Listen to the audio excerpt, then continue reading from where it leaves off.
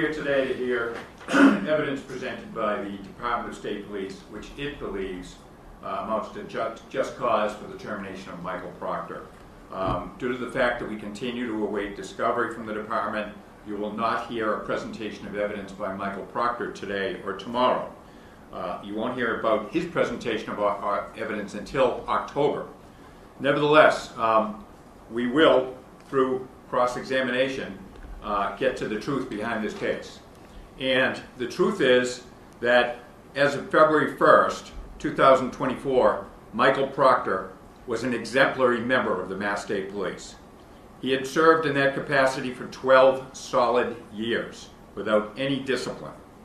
He had risen to the level of the ranks of detective for the Norfolk County DA's office as a young trooper and served in the role as detective and was a very well-respected member of that unit. As of January 29th of 22, Michael Proctor, a fairly new detective in the DA's office, was asked to become the case officer on the Karen Reed case. You will hear what his duties were as case officer, and you will hear all that he was not responsible for as case officer in this case. Now, as we all know, Karen Reed was arrested, she was indicted by a grand jury, and she was tried twice by the Norfolk County DA's office from 2022 through 2024. In the early part of late 2023 or early 24, the defense in the Karen Reed case convinced the U.S. Attorney's Office to open an investigation into a theory of a grand conspiracy against Ms. Reed on the part of law enforcement and others. You will hear that Michael Proctor was asked to testify in the federal grand jury proceeding as a witness only on February 1st, 2024. And when he appeared, he was shocked to discover that the U.S. Attorney had somehow infiltrated his personal cell phone and surreptitiously obtained personal text messages on his personal cell phone. Now, we all have personal cell phones. We all have expectations of privacy on those personal cell phones. On February 1st of 24, Michael Proctor suddenly found in his mind that his privacy was violated. Since the disclosure of these text messages, the world has changed. Law enforcement officers and people in all walks of life now shudder at the thought that a federal agency could infiltrate their personal phone and look at text messages, personal text messages on a personal phone to family members and friends. Michael Proctor has reacted to this unlike many other people would. Michael Proctor has never denied the authenticity of these text messages. He's never denied that they are inappropriate, unprofessional, derogatory, sexist, misogynistic. Despite the fact that he's never, to this day, received the full text threads numbering hundreds of thousands of dollars that the U.S. Attorney's Office obtained. And despite the fact that he still doesn't know why his personal cell phone was infiltrated. Michael has repeatedly apologized for making crude remarks, unprofessional remarks, juvenile remarks. We could come up with many other adjectives that Michael has admitted to. He has never backed away from apologizing for these outright unprofessional and, I'll call them stupid, text messages on his personal cell phone spoken to his buddies from childhood. Instead of backing away, what did Michael Proctor do? Well, the next day, he self-reported this information to his bosses at the Mass State Police. He reported the full context of these text messages to the Mass State Police, despite the fact that there's no existing Mass State policy concerning a trooper's personal text messages or personal private conversations on a personal cell phone. He reported it immediately. From that point, you'll hear evidence of what happened next and what didn't happen next in the ensuing 5 months and up till March of 25 when Michael was terminated by the department.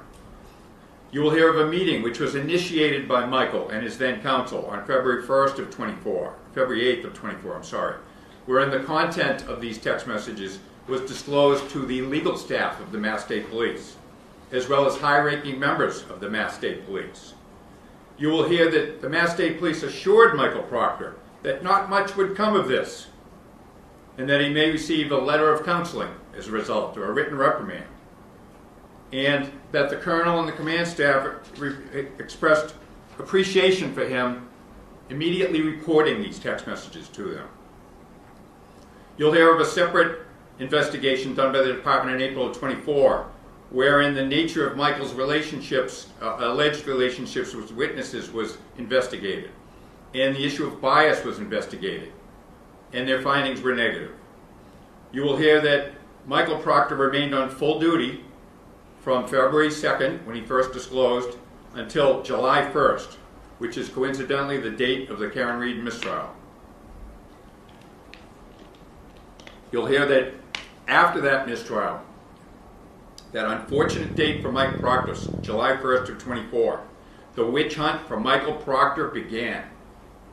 He was relieved of duty within hours after that mistrial. You'll hear a press release from the colonel at the time, who stated, quote, "Upon learning today's result, Michael Proctor was relieved of duty." You'll hear of intense political scrutiny, intense media pressure to fire Michael Proctor. You'll hear that this termination was not based on actual facts and evidence. Instead, it was a decision made to appease politicians and to appease some vocal members of the public and the media.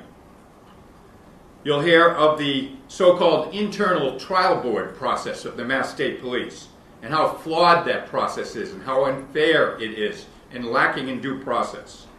You'll hear that despite the flawed process of that internal trial board, this decision to fire Mike Proctor was made on July 1st of '24, within hours after that mistrial. Most important, you'll hear evidence from the trial board in this hearing that Michael Proctor's personal feelings did not influence the evidence in the Reed case. Michael Proctor did not act with the intent to affect the outcome of this investigation. You'll hear that there's no evidence to show that the integrity of the investigation in the Reed case was compromised.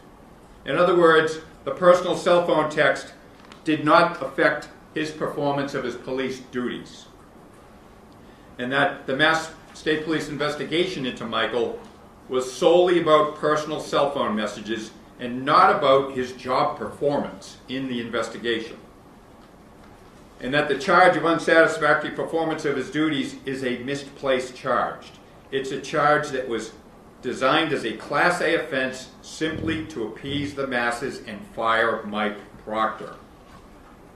In summary, Mike Proctor was a very good trooper, an exemplary trooper, a detective who has been made to be a scapegoat as a result of the Mass State Police caving in to public pressure. Michael Proctor did not commit a crime. Michael Proctor did not violate any specific policy prohibiting personal conduct on a personal phone, because there is no specific policy. Those are two very important facts to remember in this case. Does his unprofessional conduct on his personal phone possibly warrant some discipline? Probably. Unbecoming conduct? Possibly. In October, we will demonstrate, when we have our discovery, that the termination of Mike Proctor, the firing of Michael Proctor after 12 exemplary years, does not comport with previous standards of discipline for the Mass State Police, and that is disproportionate with discipline meted out by the state police over the years. Michael Proctor should not be subject to the whims of politics or the whims of the media. He should obtain a fair hearing on the merits, and we expect to obtain that fair hearing through this process. No one should be unjustifiably pushed aside from his job simply because an organization wants to satisfy an agenda. And that's what happened here, folks. Thank you. Thank you very much, Mr. White. And to issue